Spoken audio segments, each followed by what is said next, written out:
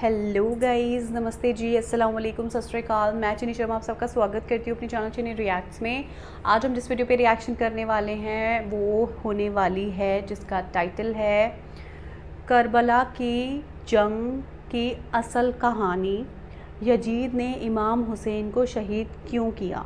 हाँ जी, the current world का ये वीडियो है और मुझे भी काफ़ी कुछ इसके बारे में जानकारी मिलेगी क्योंकि मुझे बहुत कम पता है। मेन चीज़ें ही मुझे थोड़ी थोड़ी बात मालूम है, बट एग्जैक्टली नहीं पता कि वहाँ पर क्या क्या हुआ था। तो आज हम करबला की जंग की असल कहानी और यजीद ने हमारे प्यारे इमाम हुसैन को शहीद क्यों किया था यही जानेंगे। तो चलिए जल्दी से पहले इस वीडियो को देख लेते हैं, उसके बाद इसके बारे में बात करते हैं। तो चलिए वीडियो स्टार्ट करते हैं।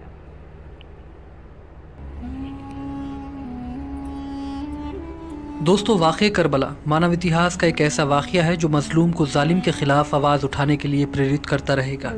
मुहर्रम का महीना इस्लामिक कैलेंडर का पहला महीना है। आमतौर पर लोग नए साल की खुशियाँ मनाते हैं, लेकिन ये महीना इतिहास के एक ऐसे सच्चे किस्से को अपने अंदर समेटे हुए है जिसको याद करके आज भी लोग अपनी आंखों के आंसुओं को नहीं रोक पाते।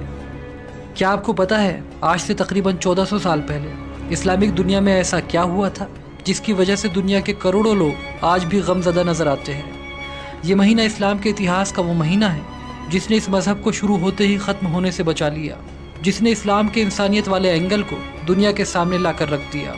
आज हम आपको इस्लामी इतिहास के उस चैप्टर से रूबरू कराने वाले हैं जिसको हम करबला के नाम से जानते हैं।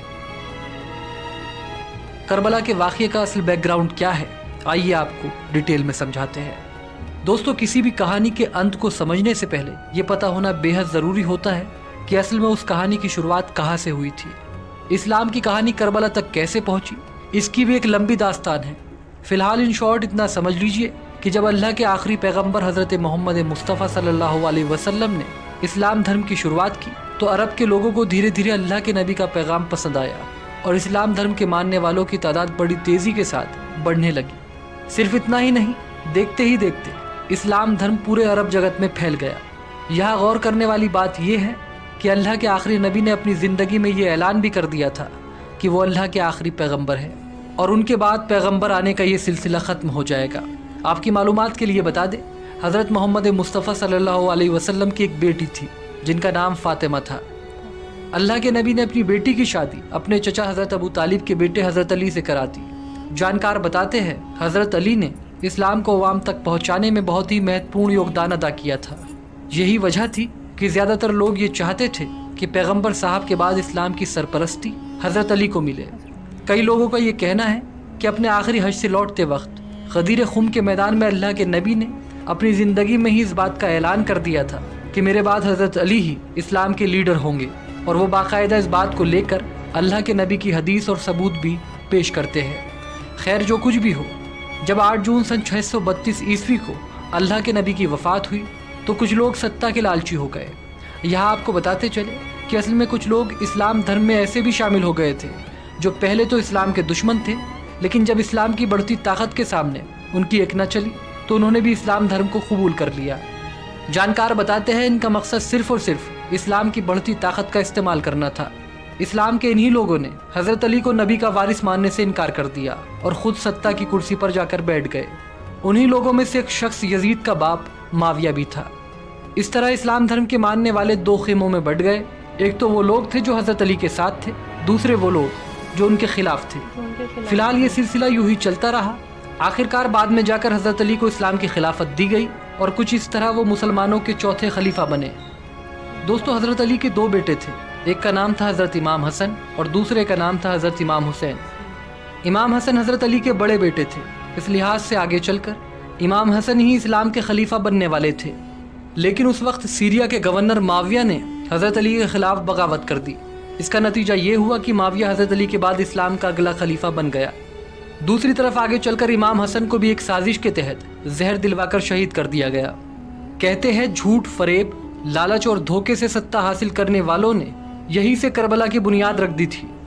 अब सवाल आता है, यजीद कौन था? तो आपको बता दें, यजीद माविया का बेटा था। इतिहास में मिलता है यजीद एक कैरेक्टरलेस, शराबी और मक्कार किस्म का इंसान था। लेकिन दोस्तों, माविया ने खिलाफत की शर्तों को तोड़ते हुए यजीद को इस्लाम का अगला खलीफा घोषित कर दिया।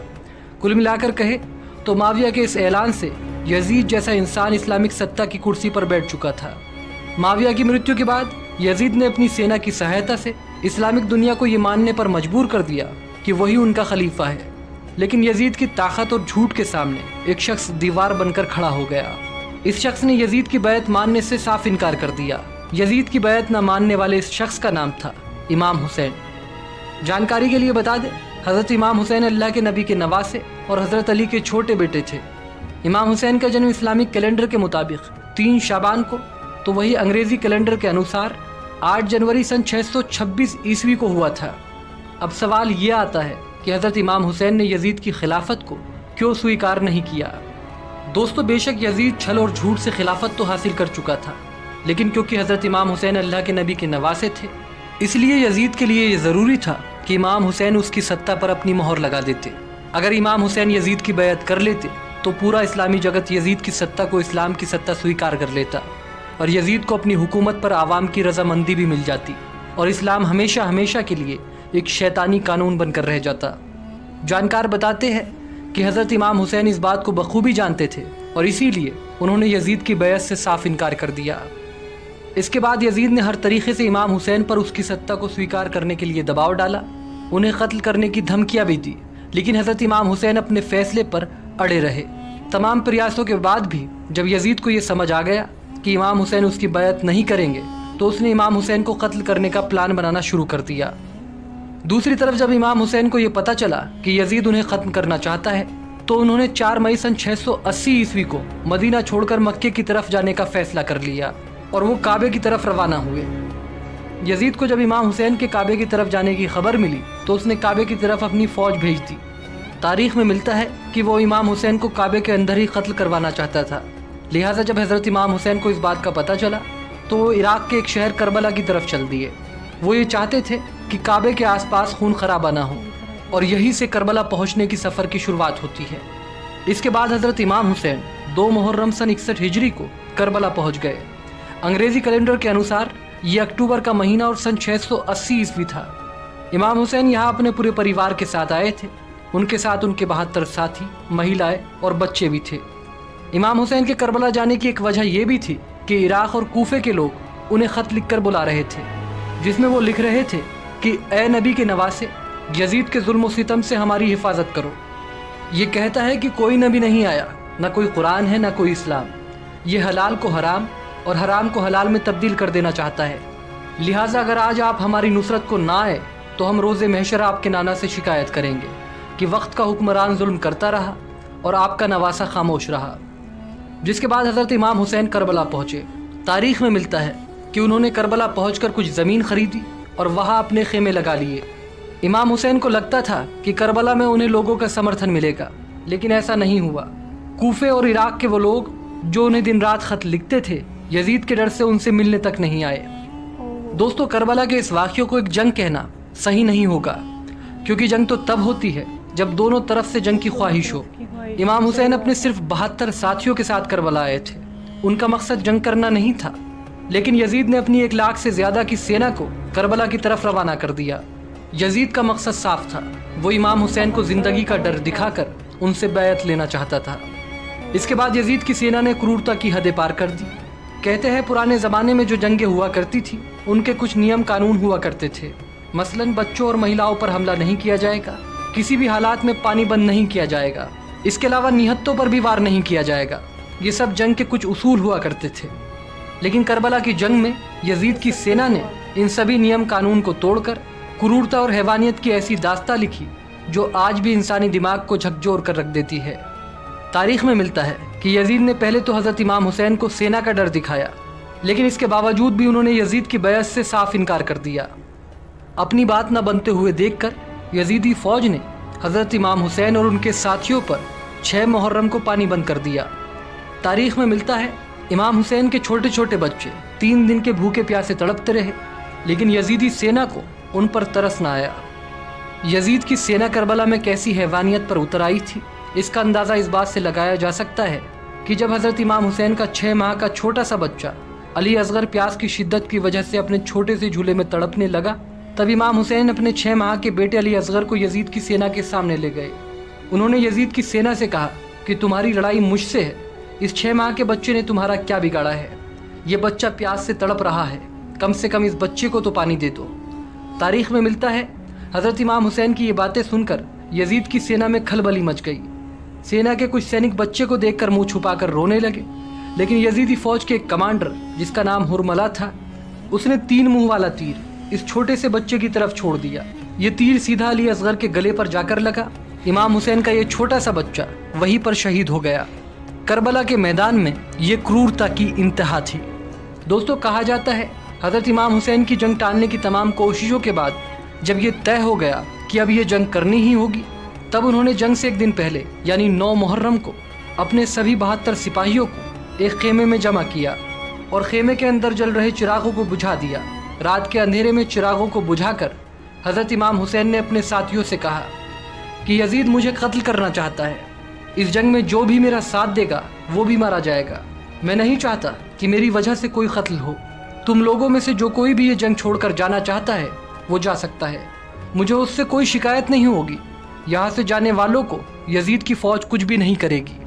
किसी के कदम मुझे देखकर नहीं रुके, इसलिए मैंने अंधेरा भी कर दिया है। आप लोग अपने फैसले के लिए पूरी तरह से आज़ाद है। तारीख में मिलता है ऐसा बोलकर हज़रत इमाम हुसैन ने कुछ देर खेमे को अंधेरे में ही रखा। कुछ देर के बाद जब चिराग जले तो 72 के 72 सिपाही इमाम हुसैन के साथ ही खड़े रहे। कोई अपनी जगह से एक कदम भी नहीं हिला। वफादारी की ऐसी मिसाल भी करबला से पहले दुनिया ने नहीं देखी थी। हमारे राष्ट्रपिता महात्मा गांधी ने कहा था कि अगर इमाम हुसैन जैसे 72 सिपाही मेरे साथ होते तो मैं हिंदुस्तान को 24 घंटों में आज़ाद करा देता। इसके बाद 10 मुहर्रम सन 61 हिजरी को करबला की जंग हुई। इमाम हुसैन के प्यासे 72 साथियों ने 1 लाख से ज़्यादा यजीदी सिपाहियों का डटकर मुकाबला किया। करबला का मैदान एक खून के दरिया में तब्दील हो चुका था। इमाम हुसैन के प्यासे सिपाही एक के बाद एक अपनी जान की कुर्बानी देते रहे। इमाम हुसैन के भतीजे हज़रत कासिम को यजीद की सेना की घोड़ों की टापों के नीचे पामाल कर दिया गया। इमाम हुसैन के भाई हज़रत अब्बास के बाजुओं को कलम कर दिया गया। कहते हैं इमाम हुसैन के 72 साथी इस युद्ध में ऐसे लड़े कि लाखों की फौज को कई बार मैदान से भागना पड़ा और यजीदी सेना के हज़ारों सिपाही मारे गए। आखिर में जब करबला के मैदान में एक एक करके इमाम हुसैन के सारे सिपाही शहीद हो गए, तब इमाम हुसैन तन्हा करबला के मैदान में खड़े थे। जिंदा लोगों में सिर्फ औरतें, बच्चों के अलावा उनके एक बीमार बेटे हज़रत इमाम ज़ैनुल आबिदीन ही बचे थे। तारीख में मिलता है इमाम हुसैन अपनी तलवार जुल्फ़िकार को लेकर आखिरी दम तक इस्लाम की बका के लिए यजीदी सेना से लड़ते रहे। मगर अफसोस कि अल्लाह के नबी को इस दुनिया से रुखसत हुए अभी 50 साल भी नहीं गुजरे थे कि पूरी उम्मत के सामने उनके नवासे को 3 दिन का भूखा प्यासा शहीद कर दिया गया और पूरी उम्मत तमाशाई बनी रही। सच में गाइस, बहुत ही मेरी इसीलिए हिम्मत नहीं होती पता है करबला के वाक़या पे बनाने के लिए, क्योंकि इसमें तो एग्जैक्टली वही वाली चीज़ बताई कि उनके बच्चे को, जो अली असगर थे, वो छोटा सा 6 महीने का बच्चा, उसके साथ क्या किया सच में। और मतलब यजीद जो था वो खुद भी मुस्लिम था और मुस्लिम होकर उसने ये चीज़ें की। मतलब इतना ज़्यादा बुरा किया, इतना मैंने मतलब जितना मैंने अभी तक सुना है ना करबला की उसके बारे में, तो यही चीज़ मुझे फ़ील होती है कि आज तक मुझे नहीं लगता ऐसी कोई जंग हुई होगी जितनी क्रूरता इस जंग में दिखाई गई थी, जितनी क्रूरता इस जंग में हुई थी छोटे बच्चों के साथ भी। और यही चीज़ ना मुझे लगता है यही चीज़ें आज फ़लस्तीन के लोग भी फेस कर रहे हैं और वहाँ के बच्चे भी फेस कर रहे हैं। सच में गाइस, बुरी चीज़ें कभी नहीं करनी चाहिए और सच्चाई के लिए सोचिए, इमाम हुसैन हमेशा सच्चाई के लिए खड़े रहे। उन्होंने आखिरी वक्त तक अपनी तलवार से आखिरी वक्त तक वो अकेले लड़ते रहे उस मैदान में। और 1 लाख कहाँ, 1 लाख की सेना और कहाँ 72 लोग सिर्फ, तो कितनी बड़ी बात है ना गाइस सच में। मतलब सच में। और महात्मा गांधी ने भी ये बात बोली है कि अगर मेरे साथ ऐसे 72 वो होते साथी इमाम हुसैन की तरह, उनके साथियों की तरह, तो मैं एक दिन में ही देश को आज़ाद करा लेता। सोचिए, महात्मा गांधी ने बोली है, इतनी बड़ी बात उन्होंने कोट की है। तो सच में गाइस, मतलब हमें बहुत कुछ सीखने को मिलता है कि हक़ के रास्ते पे चलना आसान तो कभी होता ही नहीं है, क्योंकि जो इंसान हक़ के रास्ते पे चलेगा ना, उसके रास्ते में तो दुनिया रोड़े अटकाती है। मतलब ऐसा लगता है कि अगर कोई सही चीज़ करना चाहता है ना, तो दुनिया चाहती है कि वो ना करे, वो उसके रास्ते में जितने पत्थर फेंके जाएं, कितने जितने कांटे डाले जाएं, जितना बुरा उसके साथ करा जा सके वो करने की कोशिश लोग करते हैं सच में। और आज आप जानते हैं यजीद की कब्र अभी मैं रिसेंटली देख रही थी, तो यजीद की जो कब्र है उसका बुरा हाल हुआ है, इतना बुरा हाल है वहाँ पर बहुत ज़्यादा। मैंने एक व्लॉग में देखा था, एक भाई ने व्लॉग बनाया हुआ था, वो ये यजीद की कब्र पर दिखाई थी उन्होंने उसमें। तो मतलब सच में इतना बुरा हाल है। और आज सच में, और आज इमाम हुसैन को सच में लोग सच में गाइस बहुत सारी चीज़ें सीखने के लिए मिलती है, और हक़ के रास्ते पे हमेशा चलना चाहिए। और एक जो सच्चा मुसलमान है, अच्छा मुसलमान है, जो सच्चा कुरान पे चलने वाला मुसलमान है ना, वो सच में कभी किसी से नहीं डरता, ना वो कभी डरा है, ना वो कभी डरेगा। तो और अल्लाह के रास्ते पे तो अगर शहीद भी हो जाए ना, तो खुशी खुशी लोग मौत को गले लगा लेते हैं, मैंने तो ये देखा है सच में। और जो फ़लस्तीन के बच्चों का जज्बा है, वहाँ के लोगों का जज्बा है, जो करबला के मैदान में हुआ, उन लोगों का जज्बा था, अल्लाह के लिए सब कुछ किया उन्होंने। और मतलब हक़ के रास्ते के लिए, सच्चाई के लिए वो खड़े रहे अपनी आखिरी सांस तक। बहुत बड़ी बात है गाइस, जितना ज़्यादा मतलब उनके लिए ऑनर, मतलब बहुत दिल से रिस्पेक्ट आती है, बहुत अच्छा लगता है। और ज़्यादा से ज़्यादा इमाम हुसैन, उनके बच्चे, उनकी फ़ैमिली और जितने भी 72 लोग जो थे करबला की जंग में जो शहीद हुए, उन सभी के लिए दुआ कीजिएगा गाइस। बहुत सारी दुआएं भेजने की ज़रूरत है, बहुत सारी दुआ करने की ज़रूरत है सभी लोगों के लिए, और दुनिया में भी अमन शांति बन जाए, बस इसके लिए भी दुआ करते रहें। आई होप आप लोगों को वीडियो अच्छा लगा होगा, अगर अच्छा लगा हो तो उसको लाइक ज़रूर करिएगा, चैनल को सब्सक्राइब कर लीजिए। और हम और भी एक डिटेल्ड वीडियो लेकर आएंगे करबला के ऊपर। सच में गाइज़ मतलब मैंने अभी थोड़ा सा ही सुना है और मेरा दिल भर जाता है, क्योंकि बच्चों के साथ जो चीज़ें, एक मतलब 6 महीने का बच्चा कितना सा होता है, और कैसे लोग बच्चों के साथ क्रूरता कर सकते हैं, मैं तो समझ में नहीं आता। तो मतलब ठीक है, चलिए बस अब फिर से दिल भारी हो जाएगा। तो अब हम अगली वीडियो में मिलते हैं, तब तक आप लोग अपना ख्याल रखिएगा, दुआ में मुझे हमेशा याद रखिएगा। मिलते हैं नेक्स्ट वीडियो में। रब राखा।